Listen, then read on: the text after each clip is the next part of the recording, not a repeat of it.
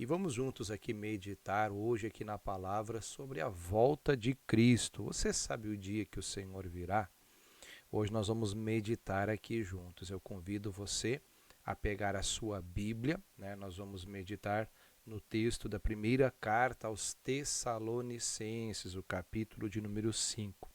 Então, vai preparando aí a sua Bíblia para que juntos possamos aqui estudar a palavra, possamos juntos aprender, né?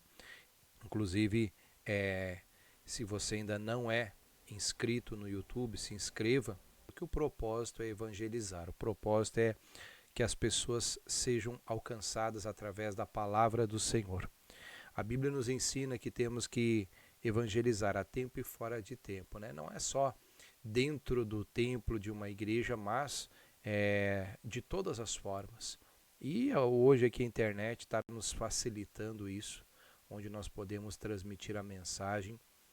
E você que ainda não é inscrito no canal do YouTube, se inscreva lá e vamos juntos crescer espiritualmente. Todos os dias com mensagens, às vezes aquele reels, né, às vezes aquele shortzinho, aquelas mensagens curtas ali, mas do coração de Deus para o nosso coração. Propósito de sermos alcançados pela palavra. Porque assim como nós alimentamos o nosso corpo todos os dias, né, fazemos várias refeições, assim também o nosso espírito ele precisa ser alimentado. Então, como é que nós somos alimentados? Lembra das palavras do Senhor Jesus? Nem só de pão viverá o homem, mas de toda a palavra que vem da boca de Deus. Então, quando nós nos alimentamos da palavra de Deus, é o alimento para o nosso espírito, para a nossa alma. Amém? Oração, feche seus olhos em nome de Jesus. Querido e amado Deus, nós entramos em oração em Tua presença e te damos graças por este momento especial onde podemos juntos crescer no entendimento, na sabedoria, buscando a Tua palavra, Pai. E deste tema tão importante sobre o dia da volta de Cristo. Que dia será? A Tua palavra nos revela e nós vamos aqui mergulhar, nós vamos aqui meditar e vamos esclarecer. E pedimos que o Senhor venha, Deus, nos dar a direção, que o Senhor venha fortalecer a nossa alma, o nosso espírito, com esta mensagem em nome de Jesus. Amém e glória a Deus. Amém, queridos? Que Deus abençoe a todos. Então, pega aí a sua Bíblia, primeira carta aos Tessalonicenses, capítulo de número 5, versículo 1. Primeira carta aos Tessalonicenses, capítulo 5, versículo 1. Vamos acompanhar junto, você que tem a Bíblia aí. Eu gosto sempre que a pessoa acompanhe através da Bíblia Sagrada, porque ali ela vai fortalecendo e tem aquelas partes assim que destaca mais, né, que fala mais forte ao seu coração, é onde você vai poder sublinhar, você vai poder marcar ali.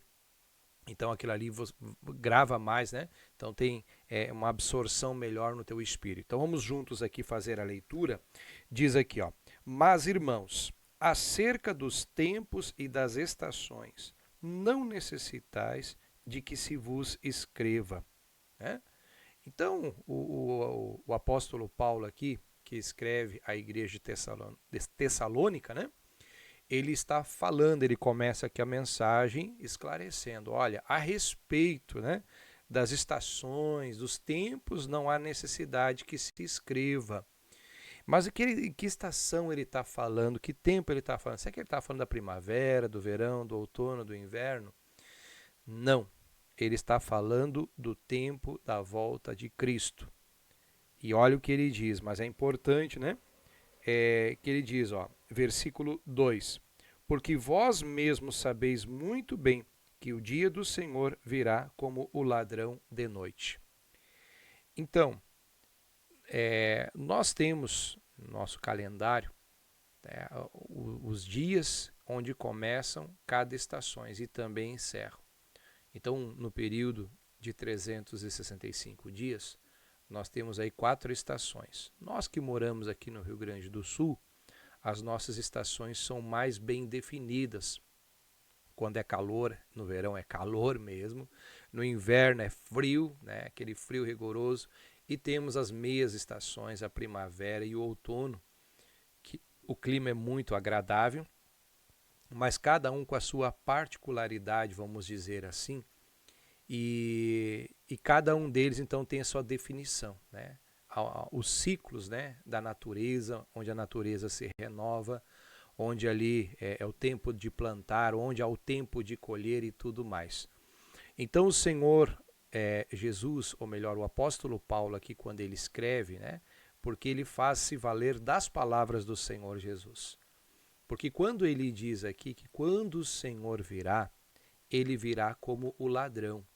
Mas para aí, Jesus é o ladrão? De forma alguma. Mas o que está falando aqui é o dia, o momento, a hora que ele virá. O que ele fala desta forma? Porque o ladrão, ninguém sabe a hora que ele vai aparecer, ele vem com aquele efeito surpresa.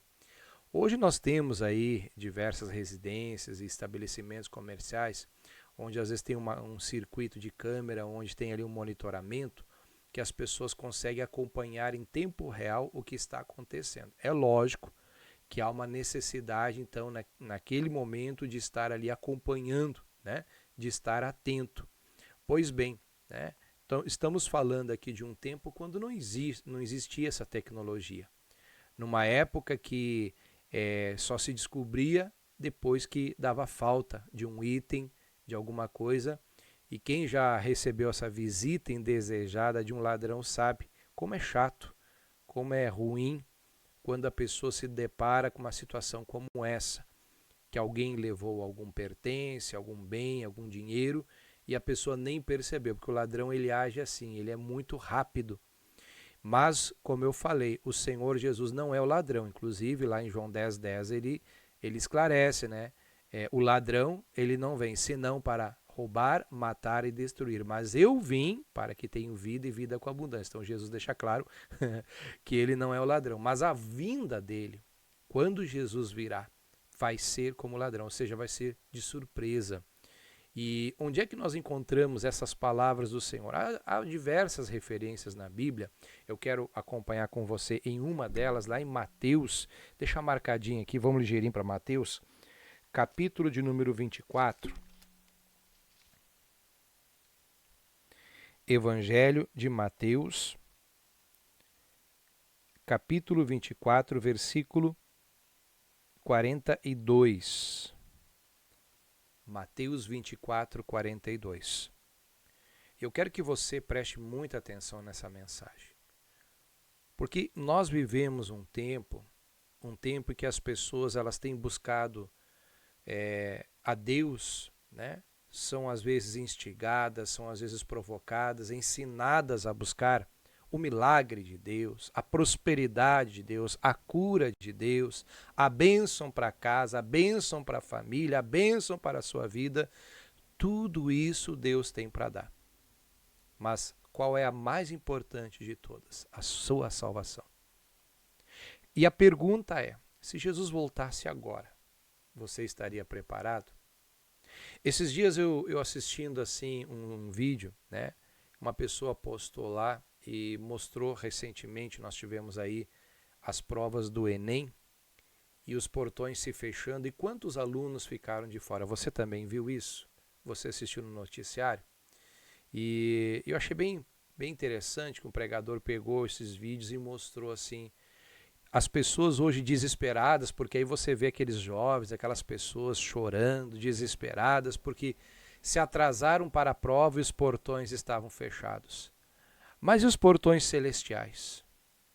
Se as pessoas choram, se desesperam aqui porque não conseguiram fazer uma prova, imagina a frustração, a decepção será quando Jesus voltar e ficarão de fora.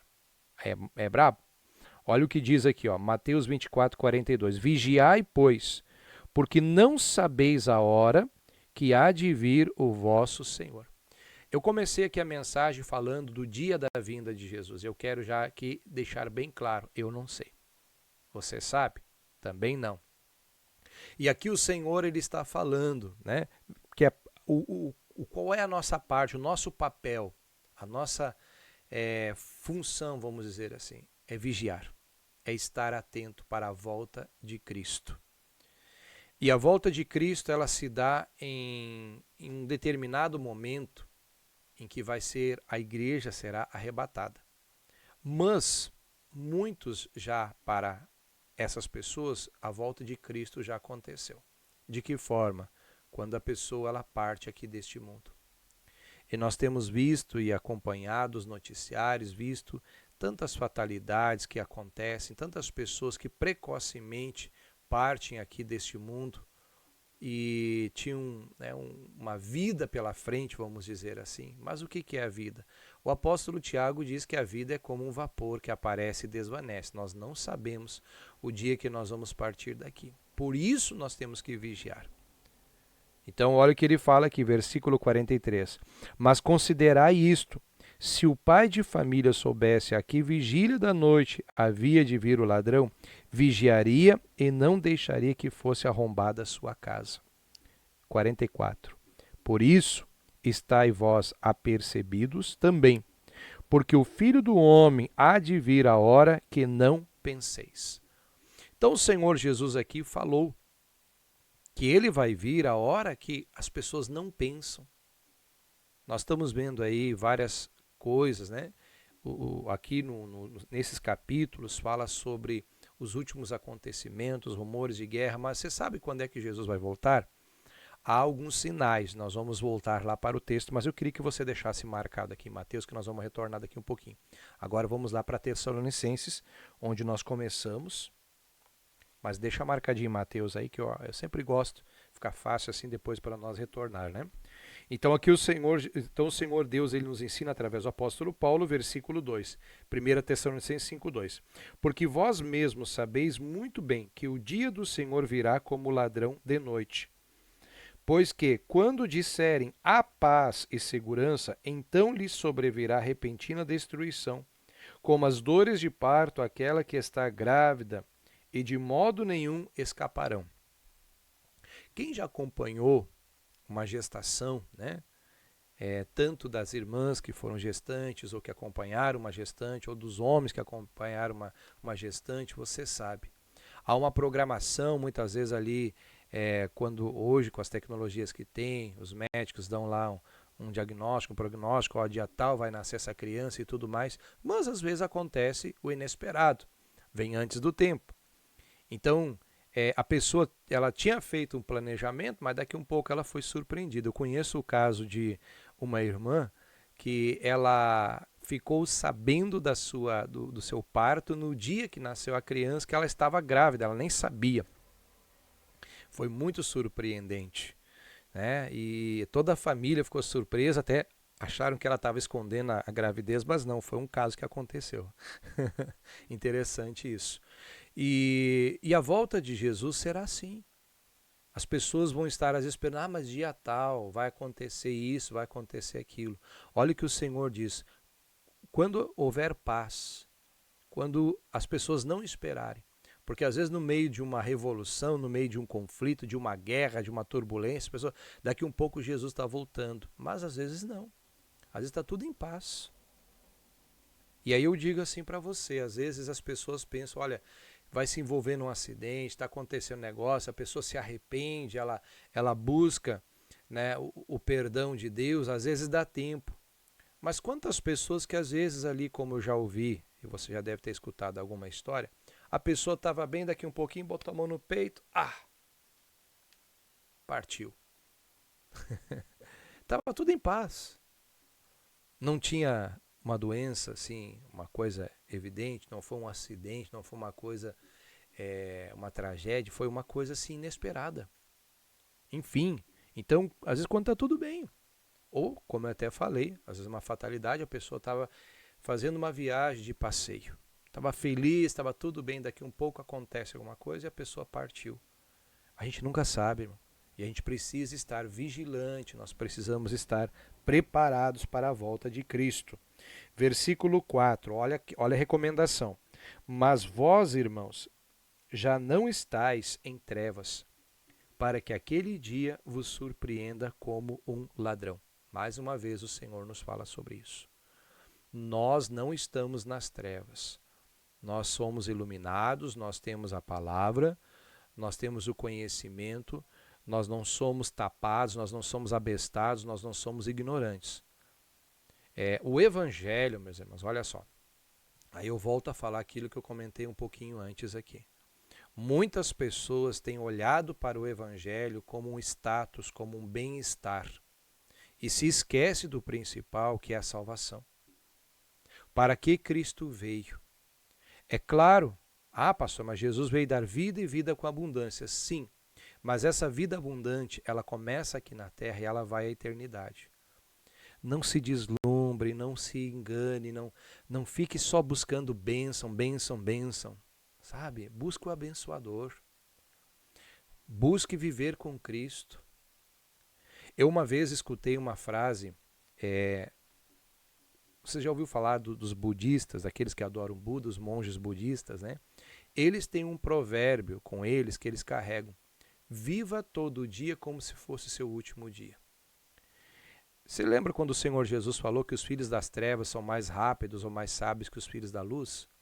E aqui está dizendo que nós não somos das trevas, nós somos da luz.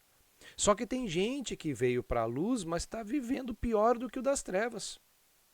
Porque até os filhos das trevas estão ali, às vezes naquela expectativa, não sabemos quando vai ser o último dia. E tem gente que está vivendo como se nunca fosse partir daqui. Não está levando em consideração, sabe, a vida cristã, a comunhão com Deus. Eu hoje vi um jovem, ele postou uma mensagem e ele disse assim, tem gente que ora em outras línguas cheio do Espírito Santo, mas não é cheio do Espírito Santo para pedir perdão. Então, ela ora em outras línguas, dizendo que está cheio do Espírito Santo. Mas no português que a pessoa fala, ela não tem a capacidade de pedir perdão para quem deveria pedir. Seja para Deus ou seja para alguém. E aí, a mensagem até era um tipo um memezinho, dizia assim, você não é salvo, não. É sério isso, gente. Porque eu quero os dons do Espírito Santo. São maravilhosos. Só que os dons, eles vão perecer. Eles vão sumir um dia. E nós temos que perseverar na fé. Aqui está dizendo, nós não somos, mas vós, irmãos, já não estáis em trevas, para que aquele dia vos surpreenda como ladrão. Então, você não está nas trevas, você já foi iluminado, você já tem o entendimento. O versículo 5. Porque todos vós sois filhos da luz e os filhos e filhos do dia. Nós não somos da noite nem das trevas. Não durmamos, pois, como os demais, mas vigiemos e sejamos sóbrios. Duas coisas que o Senhor fala aqui. Não dormir e ser sóbrio. Olha o que ele fala agora no versículo seguinte, versículo 7. Porque os que dormem, dormem de noite, e os que se embebedam, embebedam-se de noite. Mas nós, estamos no versículo 8 agora, mas nós que somos do dia, sejamos sóbrios, vestindo-nos da couraça da fé e do amor e tendo por capacete a esperança da salvação. Nós não somos das trevas, nós não somos da noite, nós somos do dia. Aqui o Senhor diz que aqueles que dormem, dormem de noite, aqueles que se bebedam de noite. Então vigia, seja sóbrio, esteja atento. Nós somos da luz, meus irmãos. Aqui o apóstolo Paulo ele faz uma comparação, né? Com o dia, com a claridade, com a escuridão da noite. Mas ele não está falando das 24 horas, ou das 12 horas do dia, ou das 12 horas da noite, não. Ele está falando no sentido espiritual. E a questão é justamente essa, nesse sentido espiritual. Como você está? Você está na luz do dia ou você está nas trevas da noite? Espiritualmente falando. Nós não somos das trevas. Mas tem gente que está se embebedando, está se deslumbrando com bênçãos. Ganhou um carro novo, uma casa nova. Está embebedado, está bêbado, está embriagado, está alucinado. Porque tal coisa me aconteceu. Cuidado com isso. As bênçãos que Deus ele nos concede aqui é tudo para a glória dele. Mas não se iluda, não se prenda às bênçãos, porque você pode ficar de fora do plano maior, que é a salvação do abençoador. Eu não estou dizendo que você não possa buscar por bênçãos, só que tem gente que está virado só nisso. E a gente tem que ter o comprometimento da nossa salvação. A minha parte espiritual como pastor para pregar a palavra, Eu mostro pela Bíblia, a gente prega, mostra ali que o Senhor ele abençoa. Mas a fé em Cristo, ela consiste na salvação da alma do homem. Então, não durma nisso. Não se embriague com isso. Não fique, sabe, alucinado. Porque eu quero bênção, bênção, bênção, né? Eu quero prosperar, quero prosperar. Meu irmão, prospere, mas transborde, abençoe outras vidas. Não seja egoísta, né? E não fique alucinado com essas coisas, não. Esteja atento.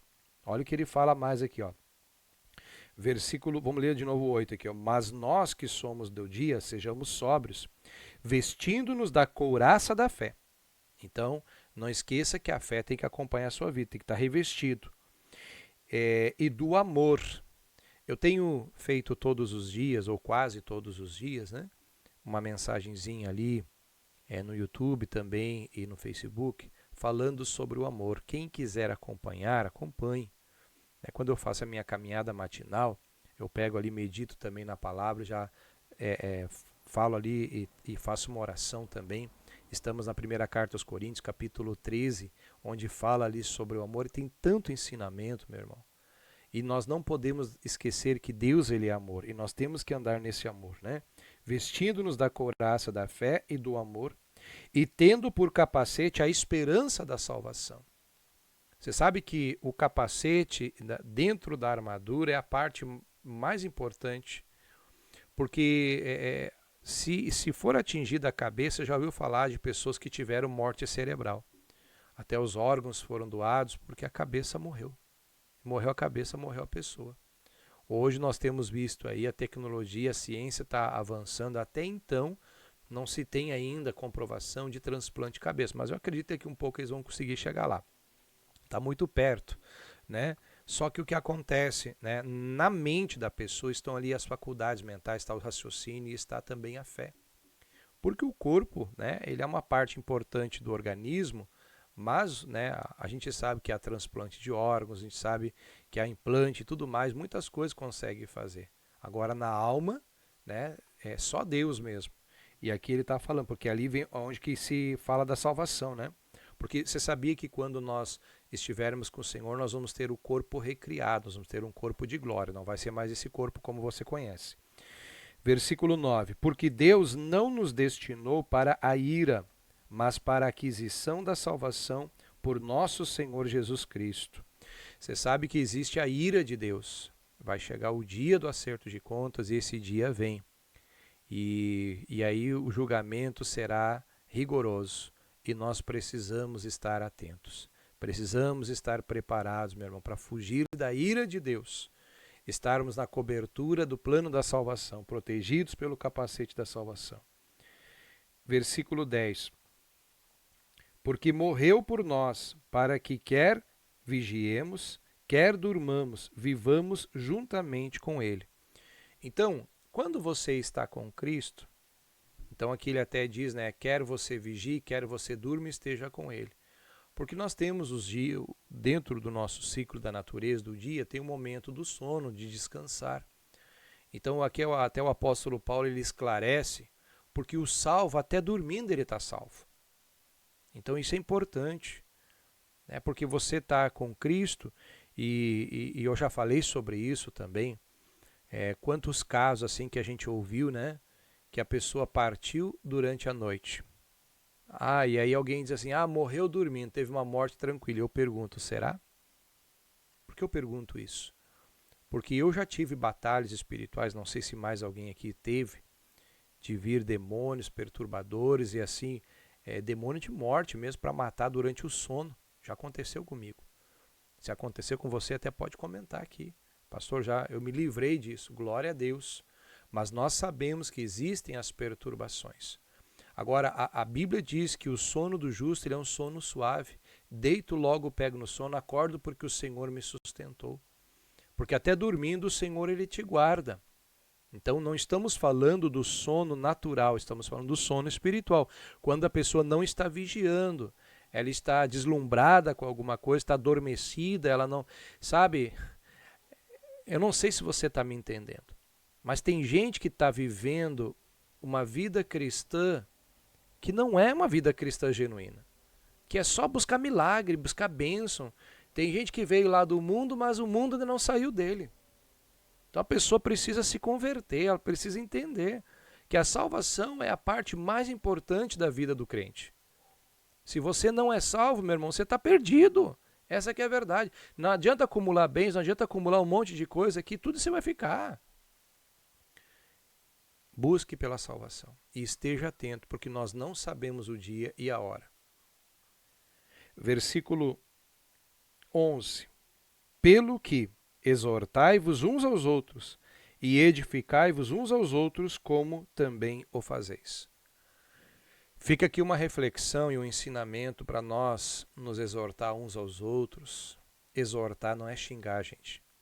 É falar com amor. É mostrar a verdade para a pessoa do que realmente precisa entender sobre a volta de Cristo. Sabe, quando os irmãos se reúnem, para que se reúnem? Tem aqueles momentos de confraternização. Inclusive, agora no mês de dezembro, os irmãos fiquem atentos aí dentro das congregações, porque nós vamos ter dias nos calendários de culto normal que nós não vamos ter culto.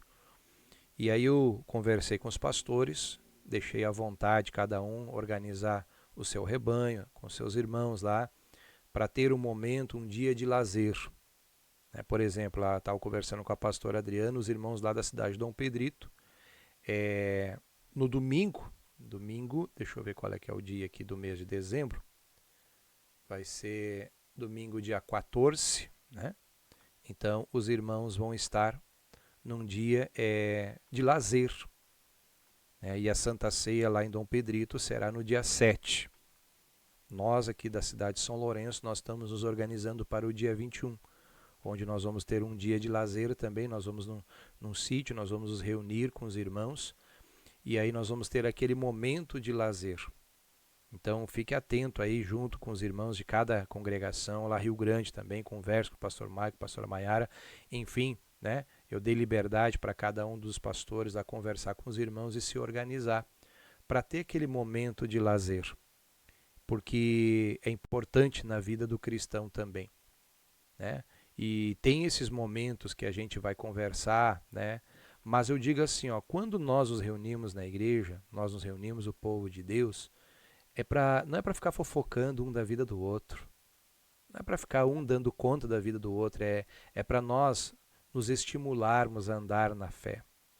E não é estimular, não é sentido de cobrar alguém. Ah, tu anda sumido, por que tu não está vindo nos cultos, não sei o quê, ou falar da vida dos outros. Não, gente. Vamos nos exortar, falar com amor, lembrando que a salvação é a coisa mais importante da vida do cristão. Está aqui a palavra do Senhor. Olha só, para finalizar, voltamos lá para Mateus. Mateus, capítulo 25 agora, né? Mateus 25, 13. Palavras do Senhor Jesus. Olha o ensinamento. Vigiai, pois, porque não sabeis o dia nem a hora em que o Filho do Homem há de vir. Nós não sabemos, temos que estar preparados. Há tempo para todas as coisas, mas em todo o tempo as nossas vestes têm que estar alvas, as nossas mãos têm que estar puras, nós temos que estar preparados, meu irmão. Se você tem alguma coisa para consertar com Deus, não espere para amanhã. Faça agora mesmo, nós vamos orar e se conserta com Deus. Porque se o Senhor nos chamar essa noite, para onde nós iremos? Nós temos que ter certeza da salvação, gente. Essa que é a verdade. Então, entenda de uma vez por todas. A vida com Jesus não é só correr atrás de milagre. Até bem pelo contrário, a Bíblia diz que as bênçãos virão sobre ti e te alcançarão.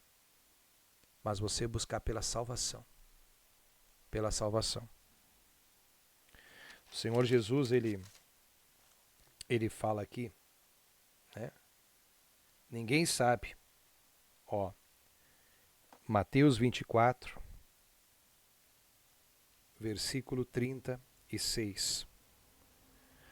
Porém, daquele dia e hora ninguém sabe, nem os anjos dos céus, nem o Filho, mas unicamente meu Pai.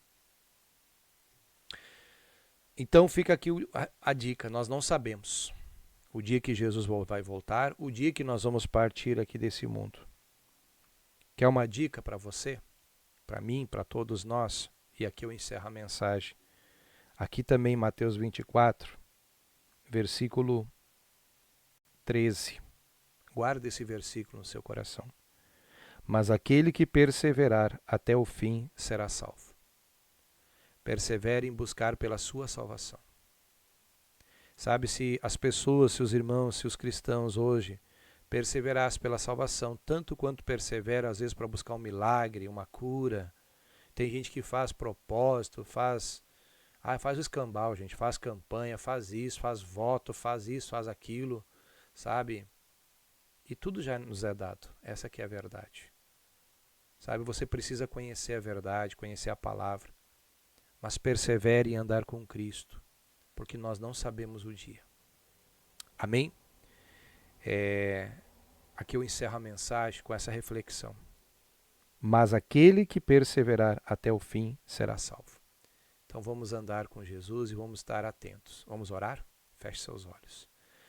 Querido e amado Deus, te agradeço por esta mensagem, por esta palavra, pelo ensinamento, Deus.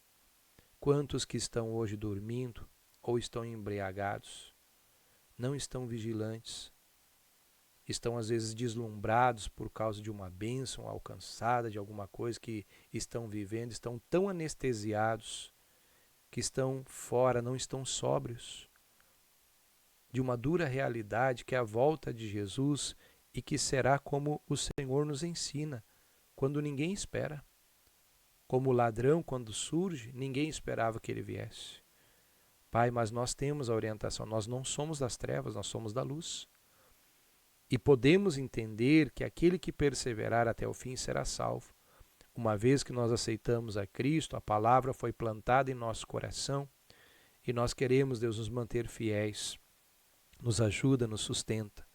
Pai, eu oro com os meus irmãos agora, e se alguém sente o peso da culpa, de uma falha, de um erro, ou de ter se afastado, se distanciado de Ti, e que ouviu esta palavra, como o Senhor falou, está escrito aqui em Mateus, nós não sabemos o dia nem a hora, mas que Jesus virá, e será tão rápido, que não vai dar tempo depois de se arrepender, não vai dar tempo de confessar pecados, mas agora nós temos tempo. Em tempo de se consertar, em tempo de buscar o Senhor. Pai, eu oro por todos e peço que o teu perdão alcance a vida de cada um. Aquele que até então não era salvo, seja salvo, alcançado. Aquele que ainda não tinha aceitado a Cristo como seu único Senhor e Salvador, que faça isso neste momento, para que o seu nome esteja escrito no livro da vida, em nome de Jesus. Pai, eu oro por todos e te agradeço pela tua palavra e que esteja firmada em cada coração, em nome de Jesus. Amém. Amém, meus queridos. Deus abençoe a todos. Olha, que essa mensagem alcance mais e mais vidas, né, em nome de Jesus.